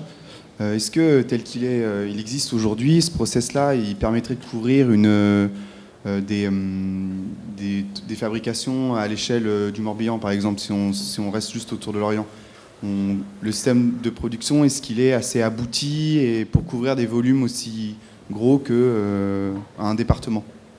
Alors, qu'est-ce qui le stopperait, Après, l'idée, c'est pas non plus de substituer tous les plastiques du Morbihan par des PHA, Non, bien sûr, mais aujourd'hui, nous, ce qu'on a fait, c'est qu'on est sur des procédés, on est sur des échelles semi-industrielles, puisqu'on a fait des productions dans des réacteurs de 30 mètres cubes, ce qui est quand même relativement conséquent. Et là, aujourd'hui, on a fait une réunion il y a une semaine ou deux avec les industriels, et effectivement, les industriels réfléchissent quant à l'idée d'investir effectivement sur un process de production de PHA en utilisant effectivement cette approche-là. Alors, après, moi, je pense qu'il faut, ça revient aussi à ce que j'ai dit tout à l'heure, je pense qu'il faut bien préciser et bien cibler les applications. Bon, sûrement que les PHA, aujourd'hui, en termes de coût, ils sont inabordables par rapport à des gobelets en polypropylène, par exemple, ou en polystyrène. Après, j'ai d'autres travaux avec d'autres industriels, et notamment L'Oréal, par exemple, qui les trouvent particulièrement performants, notamment pour tout ce qui est application filmogène, type mascara, rouge à lèvres. Et on a des contrats avec eux, effectivement, où ils ont l'intention de remplacer, où ils travaillent à remplacer, en tous les cas, un certain nombre de polymères, parce que dans les polymères, ces plastiques, c'est ce que vous utilisez pour étaler en fait, vos crèmes, vos rouges à lèvres sur les peaux. Il y a beaucoup de polymères, et effectivement, là aussi, quand on se rince tout ça à l'évacuation, et là, ça a aussi un intérêt, comme pour les microparticules exfoliantes, ça a aussi un intérêt de remplacer ça par des PHA qui soient plus rapidement biodégradables. Mais l'idée, c'est quand même de segmenter les marchés visés et les applications. L'idée, c'est difficile de répondre, non, dans le Morbihan, on va pas fournir du bioplastique pour tout le Morbihan, quoi. C'est pas possible, quoi, si vous voulez, quoi. Alors, le système aujourd'hui, il n'est pas, enfin, le système de production, on produit un gobelet, c'est beau, mais... Oui, là c'est des prototypes qu'on a fait, on en a fait quelques-uns pour faire, c'est des objets de démonstration, mais pour l'instant, effectivement, on n'en est pas... on est plus sur de la R&D bien avancée quand même, quoi. Après, dès qu'il y a une innovation, quel que soit le secteur d'ailleurs, hein, dès qu'il y a une innovation, en général, on arrive toujours à une butée qui est quoi? Qui est l'investissement. Oui, le coût. Donc l'étape d'après, c'est trouver un système. Donc après, il faut effectivement qu'il y ait des industriels, qu'il y ait des investisseurs, qui effectivement soient persuadés de l'intérêt du projet et décident de mettre des billes dedans, quoi. Et là, on arrive à ce stade-là, quoi. Alors bon, il se trouve que les partenaires qui nous suivent depuis 4 ans, depuis 8 ans maintenant, donc les 4 partenaires, effectivement, sont convaincus de l'intérêt de développer ces bioplastiques-là. Après, voilà, quoi. Après, il faut investir, quoi. Et quand on investit sur des procédés industriels comme ça, c'est des investissements à plusieurs millions d'euros. Donc, il n'est pas tentant d'attendre tout simplement la disparition du pétrole. Alors, qui est annoncé d'ici 100 ans, peut-être avant. Bah écoute, moi dans 100 ans, et là je serai plus là, alors je vais essayer de faire en sorte que les choses s'améliorent d'ici là, quoi. Mais non, après la disparition du pétrole, effectivement. Moi, je ne sais pas, effectivement, tous les experts ne sont pas forcément d'accord sur l'épuisement du pétrole. Quoi qu'il en soit, effectivement, on va vers un épuisement. À quelle vitesse? On ne sait pas trop, parce que c'est vrai qu'on en consomme plus qu'il ne s'en forme.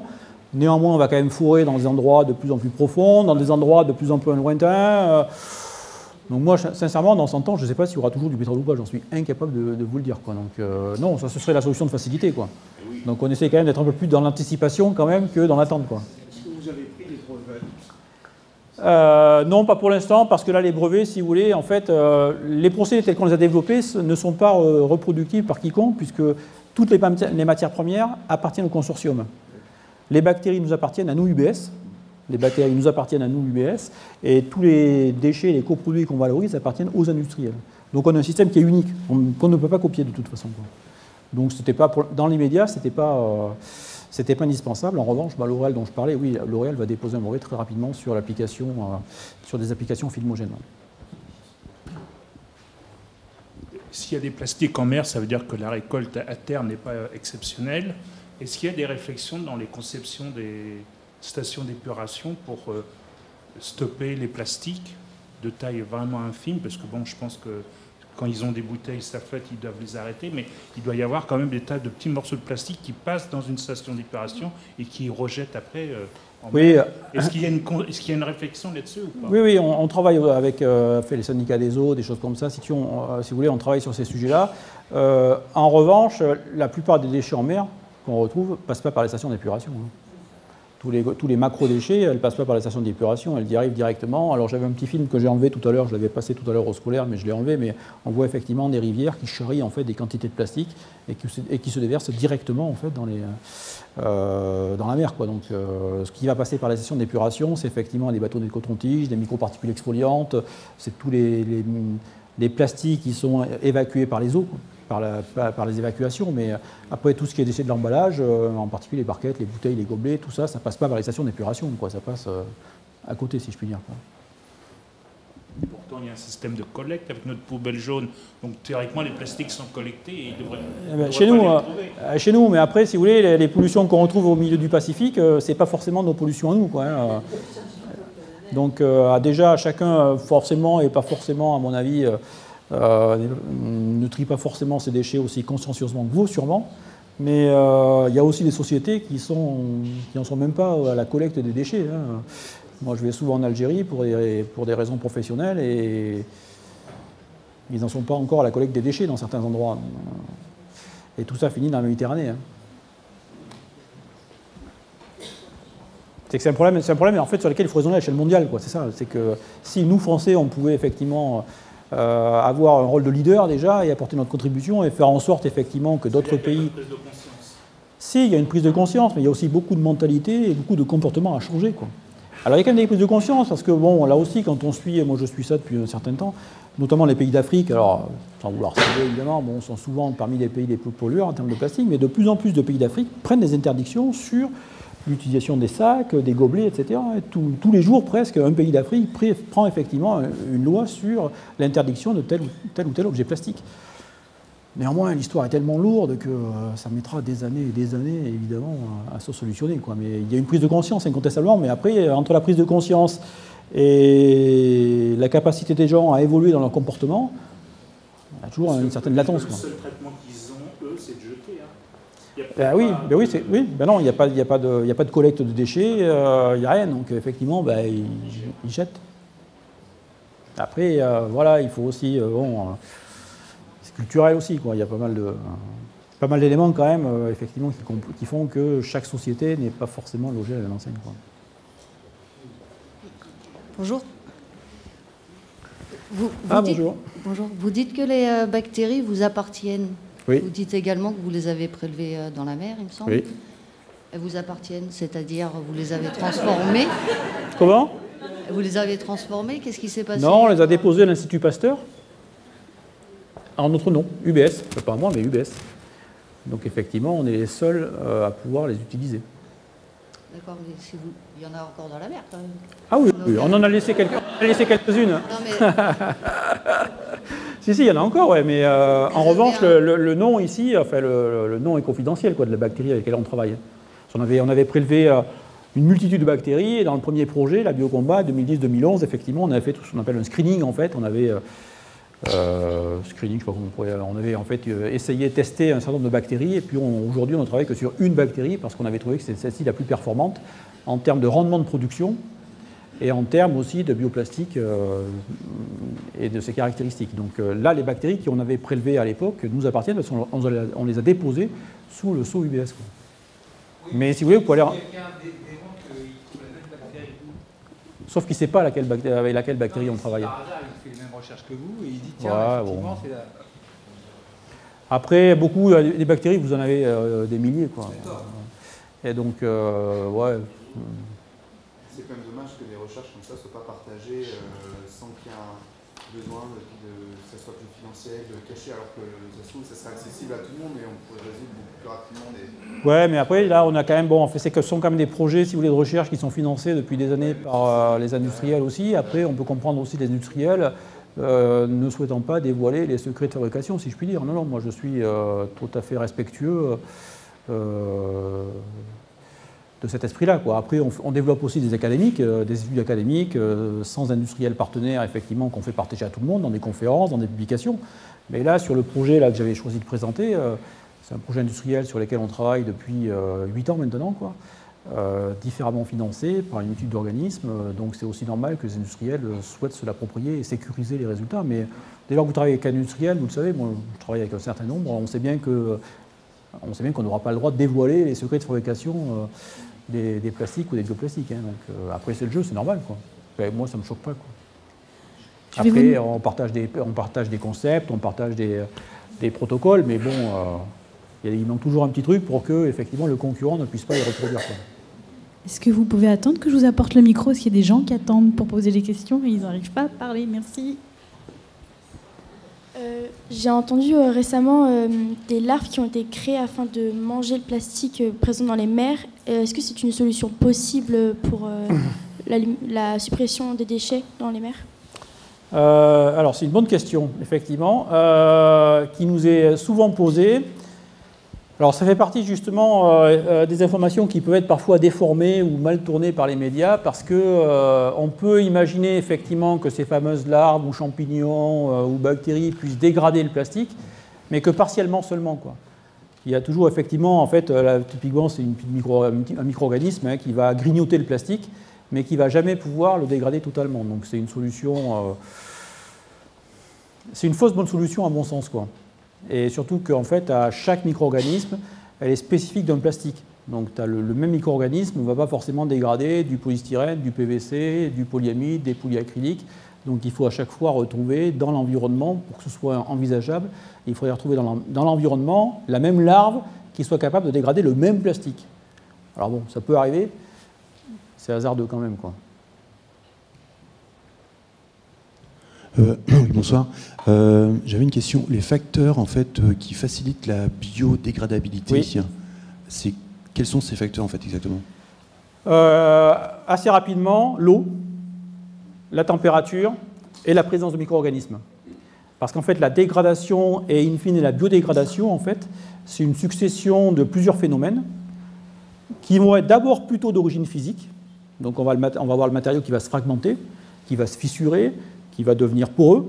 Donc ça, c'est plus de la dégradation dite physique, liée à des chocs, liée au vieillissement, par exemple, dû au rayonnement du soleil. Donc on a d'abord ce qu'on appelle plutôt, je dis plutôt parce que souvent les phénomènes sont plus ou moins superposés, hein, mais chronologiquement, on a plutôt un phénomène de dégradation physique, fissure, porosité, fragmentation. Petit à petit, vous avez ensuite, lorsque la taille des particules devient plus petite, on a plutôt des phénomènes d'origine chimique. Dans le cas ici, ce sont des polyesters. Et donc, en fait, l'eau va hydrolyser la fonction ester, d'où l'intérêt d'avoir de l'eau, puisque l'eau va couper la chaîne polymère à différents endroits. À chaque fonction ester, vous allez avoir une coupure de chaîne. Et lorsque les tailles de chaîne vont devenir de plus en plus petites, c'est au contraire la dégradation biologique qui va rentrer en jeu, où les micro-organismes en fait, vont métaboliser, lorsqu'on va arriver à des tailles de chaîne suffisamment faibles, eh bien, les micro-organismes, les bactéries, les champignons, les vers de terre, en fait, vont transformer en fait, ces chaînes, ces résidus, en une matière telle que l'eau et le dioxyde de carbone. Matière organique, ça revient de la matière organique. Oui, parce qu'il y a toujours création d'humus en parallèle, ou de matière organique. Alors, ce n'est pas aussi effectivement compartimenté que ça, mais chronologiquement, ça respecte à peu près cet ordre-là. Et c'est le problème des plastiques, qui de manière générale ne sont pas des polyesters, des bioplastiques, c'est que justement, ils ne franchissent pas cette barrière de l'hydrolyse. Donc, ils vont se dégrader, effectivement, ils vont se fragmenter, ils vont se fissurer. Mais ils ne franchissent pas la barrière de l'hydrolyse parce que vous n'avez que des liaisons carbone-carbone. Et donc l'eau, ces liaisons-là sont extrêmement difficiles à couper. Alors que dès lors qu'on développe des polyesters, on a cette fonction ester justement qui va pouvoir être coupée par l'eau et donc diminuer la masse, diminuer la taille pour qu'ensuite les micro-organismes puissent intervenir. Ça, en gros, à l'extérieur. Si c'est enfoui, ça ne se dégrade pas. Si, parce que des micro-organismes, on en a partout. Hein. Si. Alors, ce qu'il faut surtout, c'est que il faut que la température soit un peu élevée quand même, parce que les phénomènes sont plus rapides à 25 degrés ou à 30 degrés qu'à 5 degrés. La température a un rôle accélérateur. Plus vous allez avoir de micro-organismes, évidemment, plus ça va être favorable. Et plus vous allez avoir une humidité importante, plus aussi ça va être favorable. C'est comme quand vous faites un compost au fond de votre jardin. Hein. S'il fait très chaud et si c'est très humide, vous allez avoir vos végétaux, vos épluchures de pommes de terre qui vont pourrir plus rapidement que s'il fait très sec et très froid. Hein. C'est le même mécanisme en fait. Hein. Oui, bonsoir. Moi j'ai une question, je rebondis un peu sur la question de la dame tout à l'heure. Est-ce que vous ne pensez pas qu'à un moment donné, il faut mettre des limites à l'imagination de certaines personnes pour ce qui est de produire des choses toujours plus innovantes, toujours plus inutiles? Il me semble qu'il y a quand même quelque part une question relative à la santé publique, relative à la préservation de la planète. Donc il me semble qu'à un moment donné, il faut fixer des limites. Qu'est-ce que vous pensez de ce point de vue? C'est juste, les limites, elles commencent à être fixées, les limites. L'histoire des confettis, je pense que c'est assez anecdotique. Mais les limites, elles commencent à être fixées sur l'interdiction des sacs plastiques. Il y a quand même une dizaine d'objets qui, d'ici 2025, seront progressivement interdits. Alors en France, voire en Europe. Hein. Mais après, voilà quoi. Après, on ne peut pas empêcher les industriels qui ont aussi derrière des chiffres d'affaires à développer, à innover, à être créatifs, à développer des objets nouveaux qui vont attirer la clientèle. Quelque part, on est tous un peu fautifs, quoi. On met souvent le doigt, effectivement, sur l'industriel qui a fabriqué les confettis en plastique, mais pourquoi on ne mettrait pas le doigt aussi sur celui qui utilise ces confettis en plastique? Donc je pense qu'il faut aussi que chacun prenne conscience, citoyen lambda comme vous et moi, industriel, politique, effectivement, à faire en sorte d'utiliser certains objets en plastique en particulier, puisque c'est ça la question, de manière un peu plus raisonnée, un peu plus vertueuse, quoi. Je vous partage votre opinion. Après, il y a aussi derrière des problèmes d'activité économique, des emplois aussi. Quand on a interdit les sacs plastiques en 2016, il faut savoir qu'il y avait à peu près une quinzaine d'entreprises qui fabriquaient encore des sacs plastiques en polyéthylène en France. À l'époque, je discutais beaucoup avec le directeur général d'Europlastique qui travaillait avec moi. À l'époque, j'avais trouvé que les industriels, ils avaient passé beaucoup de temps et gaspillé beaucoup d'énergie à lutter contre la loi. À l'époque, c'était Ségolène Royal qui l'a porté, quoi. Ils avaient passé beaucoup de temps et d'énergie à lutter contre la loi pour faire en sorte qu'elle ne soit pas appliquée, plutôt que de travailler sur des solutions alternatives et anticiper justement la promulgation de la loi. Et du coup, à l'époque, le gouvernement n'ayant pas cédé, effectivement, ils sont confrontés à tomber sur un mur parce que effectivement, bon, ben, l'interdiction est tombée. Alors dans ces cas-là, il y a toujours une période de tolérance. Hein. Bon, le 2 juillet, il n'y a pas forcément les gens de la répression des fraudes qui surveillent effectivement si tous les sacs distribués étaient bien conformes à la législation, d'autant plus que beaucoup ont fait des stocks avant pour pouvoir avoir le droit de les écouler. Bon, voilà, bon. Mais à terme, en tous les cas, à terme, ils vont disparaître progressivement s'ils ne sont pas conformes avec la loi, quoi. Et pour revenir à donc aux 15 entreprises qui fabriquaient ces sacs plastiques à l'époque, il faut savoir aussi que bon, il y a des entreprises, mais il y a aussi des emplois derrière. Hein. Donc on ne peut pas non plus, il y a tout un phénomène, le phénomène est à prendre dans sa globalité, quoi. Il y a l'impact environnemental, mais il y a aussi l'activité économique, il y a aussi tout l'aspect performance, coût, innovation. Donc on ne peut pas non plus se décréter comme ça du jour au lendemain, tiens, demain on ne va plus utiliser ça ou on ne va plus utiliser tel objet, parce qu'il y a souvent derrière des entreprises qui fabriquent et des employeurs et des employés qui travaillent, quoi. Donc, sauf effectivement à étaler les interdictions progressivement pour que les industriels puissent s'organiser et switcher vers d'autres modes de production ou d'autres utilisations en conformité avec les lois qui s'annoncent, quoi. Mais effectivement, sur les sacs, j'avais trouvé que les industriels avaient mis beaucoup de temps à réagir et ils étaient beaucoup plus dans l'opposition que dans l'anticipation, quoi. Et c'est vrai que certains ont souffert, quoi, en fait. Bonsoir. Bonsoir. Vous imaginez bien que je ne suis pas chimiste. Et vous nous avez expliqué qu'il y avait 20, 30, 40 plastiques différents. Oui. Donc, en fait, mais il y a 5-6 grands plastiques. Bon, après, bon. Donc je me retrouve devant ma poubelle, et en fait jaune, et puis je prends les confettis de mariage en plastique, et puis je les mets dans la poubelle en plastique. Et à l'autre bout de la chaîne, celui qui les trie à l'usine, il va râler parce qu'il va considérer que ce n'était pas un plastique jeté dans la poubelle jaune. Alors qu'est-ce que je fais en général, la poubelle jaune, ce qu'on met, c'est les emballages. Hein? Après, vous voulez vous mettre à la place de celui qui trie les plastiques? C'est le processus de prendre des plastiques, de les mettre dans la poubelle jaune, c'est du plastique pour moi. Et emballage, c'est non-emballage, c'est du plastique. Oui, vous n'avez pas le droit de mettre tous les plastiques dans la poubelle jaune. Effectivement, en tant que je ne suis pas chimiste... Normalement, la Gueule de Lorient a édité des petits prospectus. Oui, je sais bien. Je sais bien, mais en fait... Mais notamment tous les plastiques souillés, par exemple, effectivement, on ne les met pas dans la poubelle jaune. Et puis, il y a tout ce qui est les confettis, ce n'est pas considéré, effectivement, comme recyclable. Et pourtant, c'est du plastique. Pourquoi il n'est pas recyclable? Oui, mais il n'est pas recyclable parce qu'il faut aussi que la forme de l'objet puisse permettre sa recyclabilité, quoi.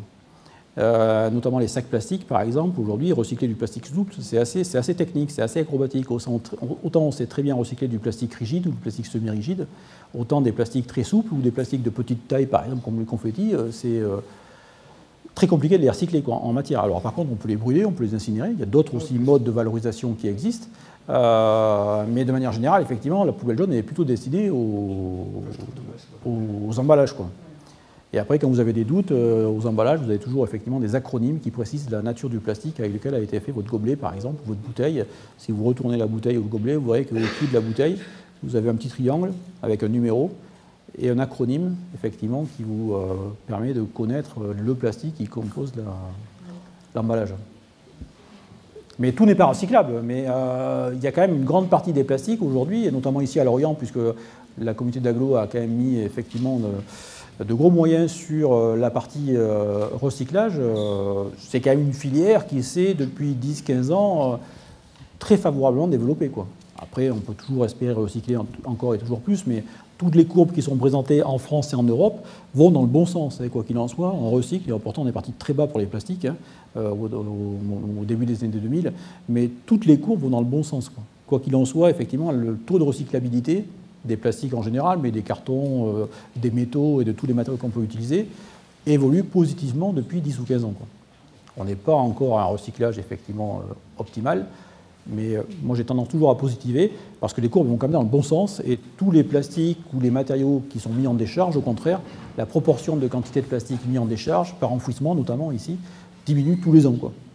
Donc les courbes, quoi qu'il en soit, vont dans le bon sens, quoi. Même si sûrement on aimerait que ça aille plus vite, mais quoi qu'il en soit, bon, les tendances sont plutôt favorables, quoi. Est-ce que les plastiques hydrosolubles des dosettes de l'ici, ouais, ou vous savez, les petits packs, oui, oui, les lave-vaisselle participent à la pollution, que ce sont des plastiques qui sont tellement solubles que... Ben non, parce ils sont solubles, donc du coup ils disparaissent en fait. Ils disparaissent. Non, il n'y a pas de résidus là. Non, parce que c'est des fibres en cellulose, donc on retourne en fait à la matière première, en fait. Donc là-dessus, non.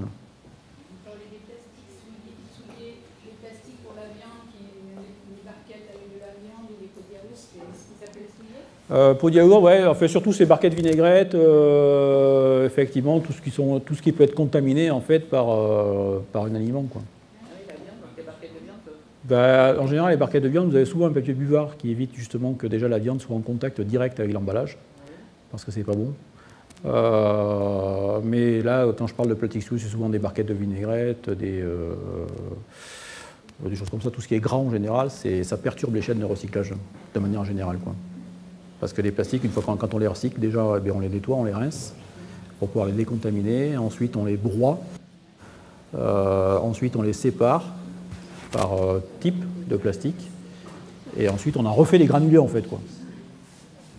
Donc, il y a quand même tout un processus assez complexe de retraitement du plastique, quoi.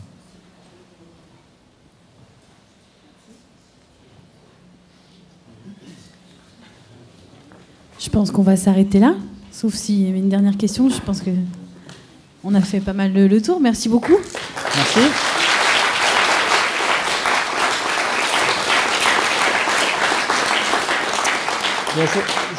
Je vous remercie d'avoir bravé le mauvais temps pour venir assister à la conférence. Vous avez été très courageux. Et puis si par hasard vous avez des commentaires ou des questions ou des contacts, des choses comme ça, vous avez mes coordonnées ici. J'ai une page web, j'ai un courrier électronique. Donc quand on me questionne ou qu'on m'envoie un mail pour tel ou tel sujet, en général, j'y réponds. Donc n'hésitez pas si vous avez besoin de renseignements complémentaires.